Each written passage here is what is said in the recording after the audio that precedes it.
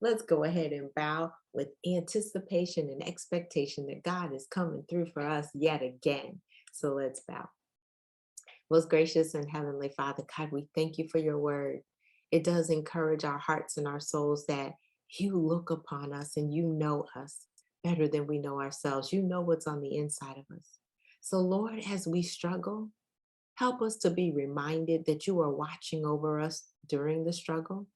Help us to be reminded that the struggle is there for a reason, that there's something in the season that we're in that is taking us to that next level. There's something there that is preparing us and pushing us and providing for us what we did not have in the previous seasons.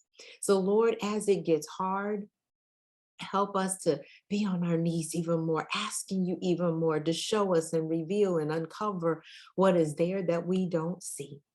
God, as we keep pushing through, Lord, God, we thank you. We thank you that you are always standing guard and standing by, that we can always come to you, that you are our confidant, you are our comforter, that when we are needing a counselor, you are the one that we can run to.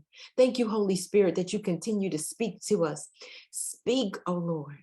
We stand ready to listen and we are anticipating what you're saying and anticipating getting to the other side. Lord, we're going to bless you. But we're honest enough to say that we need you. We need you every hour. We need you day in and day out. We need you in the hospital. We need you for our jobs. We need you for our clients. We need you. We need you to show up in our homes, Lord. In our relationships, we need you. We need you to show up in our life. That when this life changes, you already knew it was going to.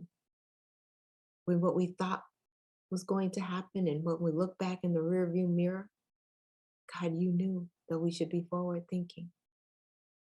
So help us get to that next level. Help us to level up. Help us to anticipate the expansion that you have for us. Enlarge our territory.